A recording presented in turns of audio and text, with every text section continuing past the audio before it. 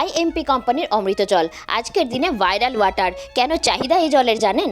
আসুন দেখাচ্ছি। এই জল কিভাবে পান করতে হয়। 1 গ্লাস জলে 1 ছিপি অর্থাৎ 10 ml জল আপনি নিন এবং এই জল সুন্দরভাবে গ্লাসে মিশিয়ে দিন। আমাদের আইএমপির জল 1 গ্লাস জলে মিশিয়ে দেওয়া হলো। এবার দেখুন এই জলটা মাইক্রোক্লাস্টার্ড ওয়াটারে ভেঙে যাচ্ছে, তার কারণ এর ভেতরে কিছু ইনগ্রেডিয়েন্টস আছে যা বায়ো এনজাইম এবং মেটালিক থেরাপির মাধ্যমে প্রস্তুত করা হয়। এর মধ্যে কিছু বায়োসল্টও আছে। এই জল যখনই একটি ব্যক্তি পান করছেন তখন এই জল কী কার্যকারিতা করছে দেখুন। শরীরের ভেতরে এই জল পৌঁছচ্ছে, এই জল সতেজ করে তুলছে শরীরকে এবং ধমনীর মধ্যে দিয়ে এই জল দ্রুত গতিতে ছুটছে।